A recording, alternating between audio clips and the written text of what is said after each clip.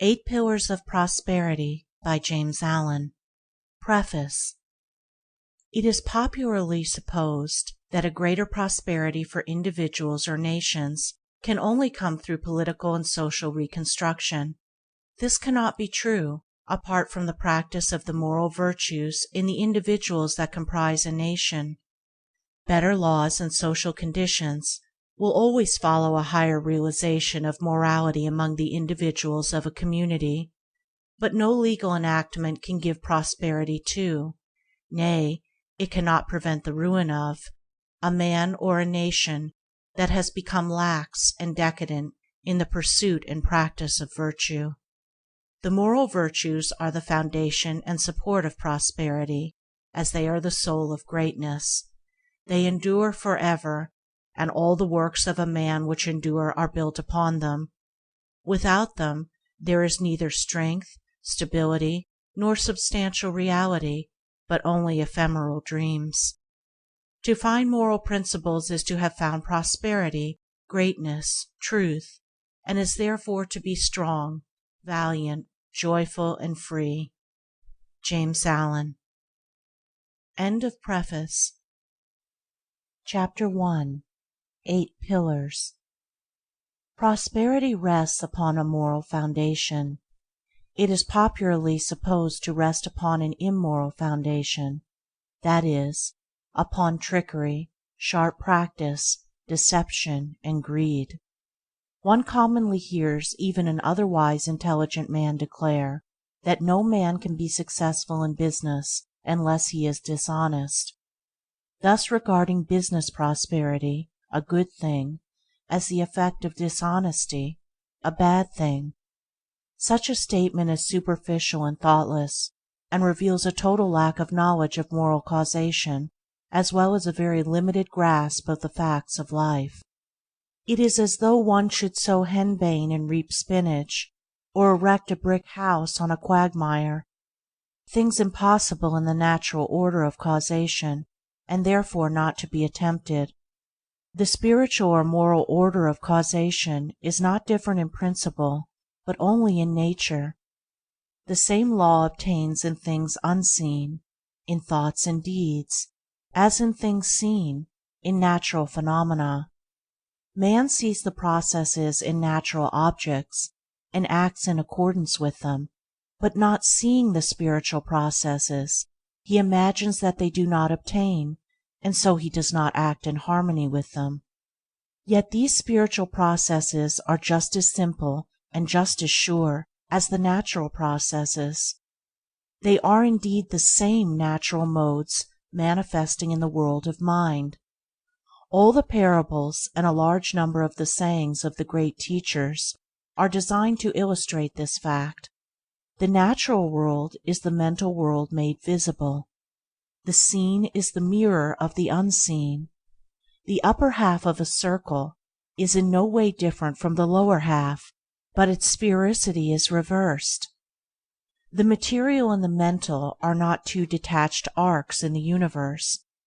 They are the two halves of a complete circle.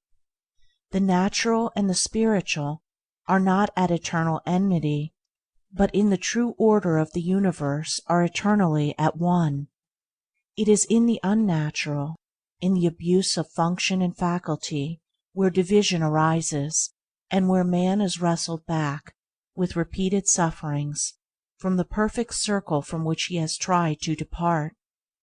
Every process in matter is also a process in mind. Every natural law has its spiritual counterpart.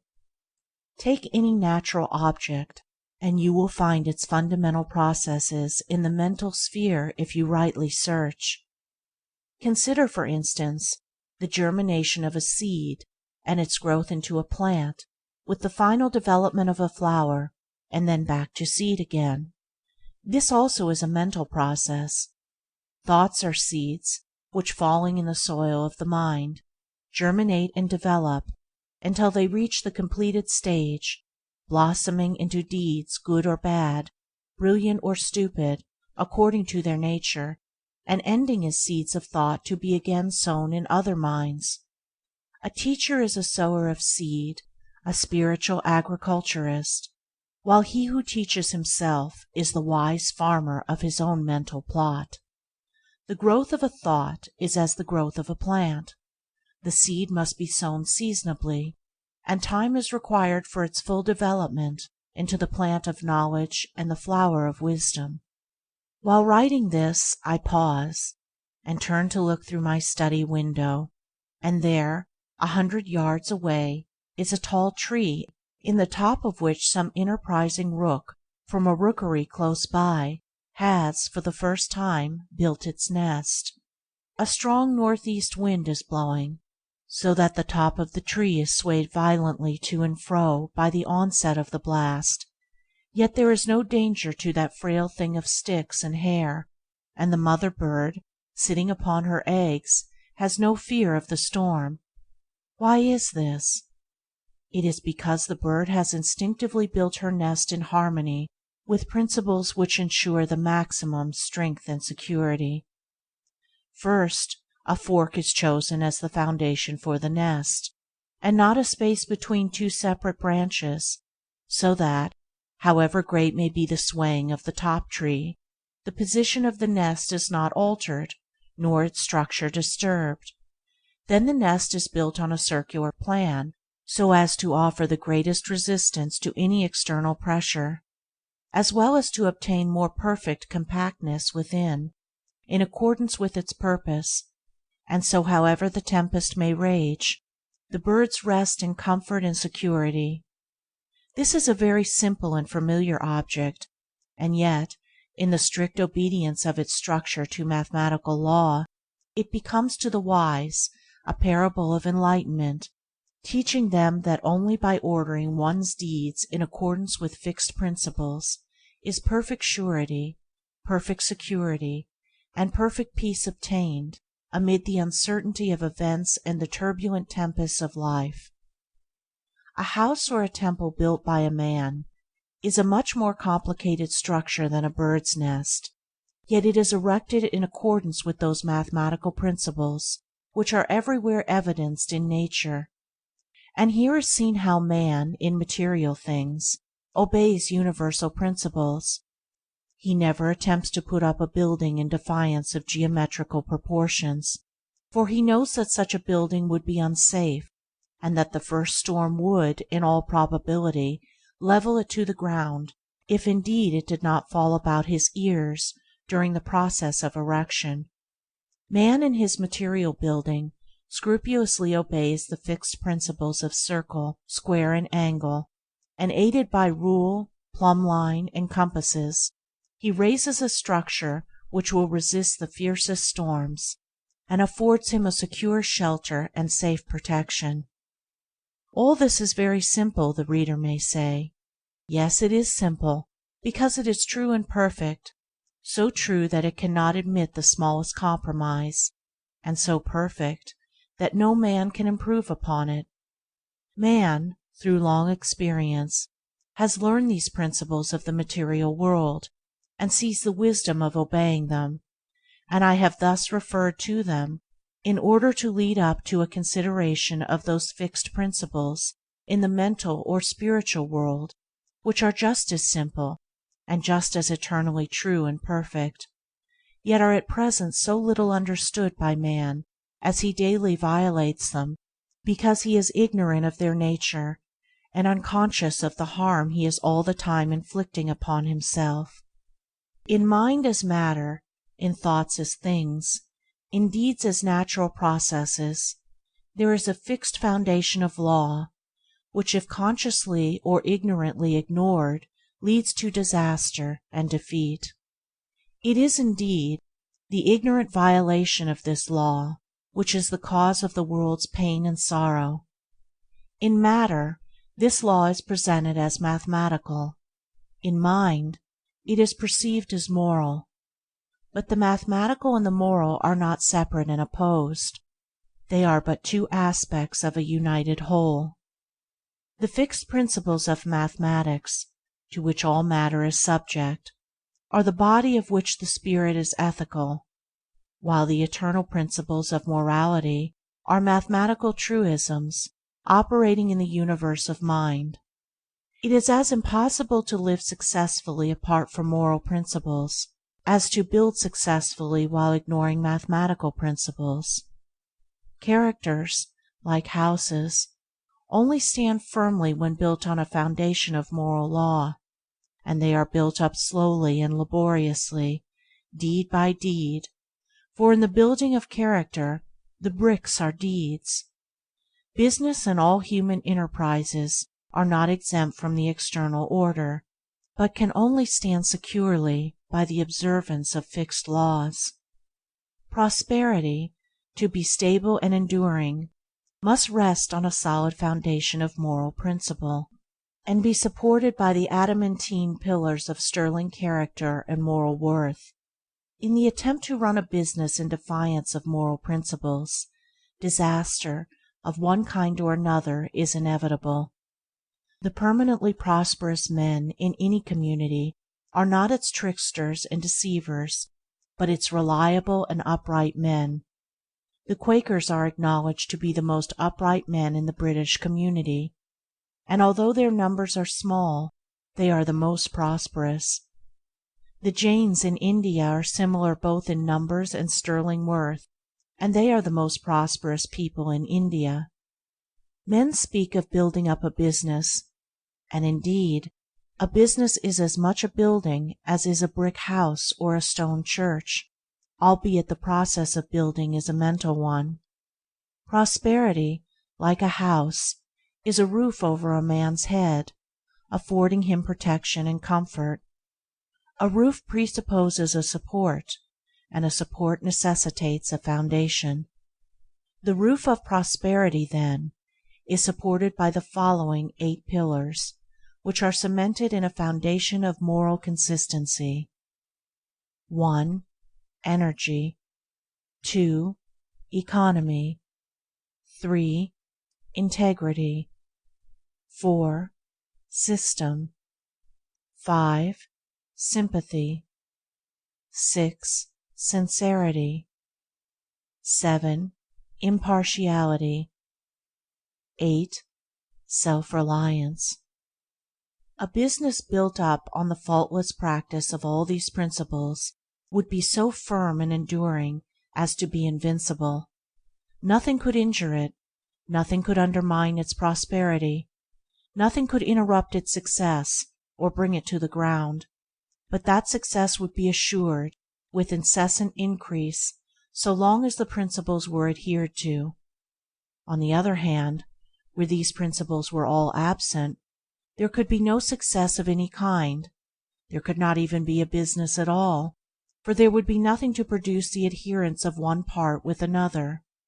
But there would be that lack of life, that absence of fiber and consistency, which animates and gives body and form to anything whatsoever.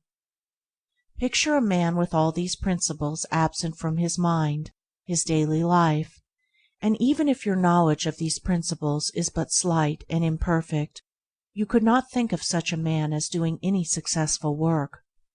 You could picture him as leading the confused life of a shiftless tramp, but to imagine him as the head of a business, as the center of an organization, or as a responsible and controlling agent in any department of life, this you could not do, because you realize its impossibility. The fact that no one of moderate morality and intelligence can think of such a man as commanding any success should, to all those who have not yet grasped the import of these principles, and therefore declare that morality is not a factor, but rather a hindrance in prosperity, be a sound proof to them that their conclusion is totally wrong, for if it was right, then the greater the lack of these moral principles, the greater would be the success. These 8 principles, then, in greater or lesser degree, are the causative factors in all success of whatsoever kind. Underneath all prosperity they are the strong supports, and howsoever appearances may be against such a conclusion, a measure of them informs and sustains every effort which is crowned with that excellence which men name success. It is true that comparatively few successful men practice, in their entirety and perfection, all these 8 principles, but there are those who do, and they are the leaders, teachers, and guides of men, the supports of human society, and the strong pioneers of human evolution. But while few achieve that moral perfection which ensures the acme of success, all lesser successes come from the partial observance of these principles, which are so powerful in the production of good results that even perfection in any 2 or 3 of them alone is sufficient to ensure an ordinary degree of prosperity, and maintain a measure of local influence, at least for a time, while the same perfection in 2 or 3, with partial excellence in all or nearly all the others, will render permanent that limited success and influence which will necessarily grow and extend in exact ratio with a more intimate knowledge and practice of those principles which at present are only partially incorporated in the character. The boundary lines of a man's morality mark the limits of his success. So true is this that to know a man's moral status would be to mathematically gauge, his ultimate success or failure. The temple of prosperity only stands in so far as it is supported by its moral pillars, and as they are weakened, it becomes insecure in so far as they are withdrawn. It crumbles away and totters to ruin. Ultimate failure and defeat are inevitable where moral principles are ignored or defied, inevitable in the nature of things as cause and effect. As a stone thrown upward returns to the earth, so every deed, good or bad, returns upon him that set it forth. Every unmoral or immoral act frustrates the end at which it aims, and every such succeeding act puts it further and further away as an achieved realisation. On the other hand, every moral act is another solid brick in the temple of prosperity, another round of strength and sculptured beauty in the pillars which support it. Individuals, families, nations grow and prosper in harmony with their growth in moral strength and knowledge. They fall and fail in accordance with their moral decadence. Mentally, as physically, only that which has form and solidity can stand and endure. The unmoral is nothingness, and from it nothing can be formed. It is the negation of substance. The immoral is destruction. It is the negation of form. It is a process of spiritual denudation. While it undermines and disintegrates, it leaves the scattered material ready for the wise builder to put it into form again, and the wise builder is morality. The moral substance, form, and building power in one. Morality always builds up and preserves, for that is its nature, being the opposite of immorality, which always breaks down and destroys. Morality is the master builder everywhere, whether in individuals or nations. Morality is invincible, and he who stands upon it to the end stands upon an impregnable rock, so that his defeat is impossible, his triumph is certain. He will be tried, and that to the uttermost, for without fighting there can be no victory, and so only can his moral powers be perfected, and it is in the nature of fixed principles, as of everything finely and perfectly wrought, to have their strength tested and proved. The steel bars, which are to perform the strongest and best uses in the world, must be subjected to a severe strain by the iron master, as a test of their texture and efficiency before they are sent from his foundry. The brickmaker throws aside the bricks which have given way under the severe heat. So he who is to be greatly and permanently successful will pass through the strain of adverse circumstances and the fire of temptation, with his moral nature not merely undermined, but strengthened and beautified. He will be like a bar of well-wrought steel, fit for the highest use, and the universe will see, as the ironmaster his finely wrought steel, that the use does not escape him. Immorality is assailable at every point, and he who tries to stand upon it sinks into the morass of dissolution. Even while his efforts seem to stand, they are crumbling away. The climax of failure is inevitable. While the immoral man is chuckling over his ill-gotten gains, there is already a hole in his pocket through which his gold is falling. While he who begins with morality, yet deserts it for gain in the hour of trial, is like the brick which breaks on the first application of heat, he is not fit for use, and the universe casts him aside, yet not finally, for he is a being and not a brick, and he can live and learn, can repent and be restored. Moral force is the life of all successes, and the sustaining element in all prosperity. But there are various kinds of successes, and it is frequently necessary that a man should fail in one direction that he may reach up to a greater and more far-reaching success. If, for instance, a literary, artistic, or spiritual genius should begin by trying to make money, it may be, and often is, to his advantage and the betterment of his genius that he should fail therein, so that he may achieve that more sublime success wherein lies his real power. Many a millionaire would doubtless be willing to barter his millions for the literary success of a Shakespeare or the spiritual success of a Buddha, and would thereby consider that he had made a good bargain.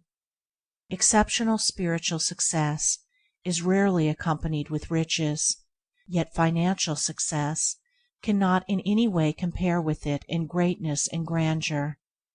But I am not, in this book, dealing with the success of the saint or spiritual genius, but with that success which concerns the welfare, well-being, and happiness of the broadly average man and woman, in a word, with the prosperity which, while being more or less connected with money, being present and temporal, yet is not confined thereto, but extends to and embraces all human activities, and which particularly relates to that harmony of the individual with his circumstances which produces that satisfaction called happiness and that comfort known as prosperity. To the achievement of this end, so desirable to the mass of mankind, let us now see how the 8 principles operate, how the roof of prosperity is raised and made secure upon the pillars by which it is supported. Chapter 1.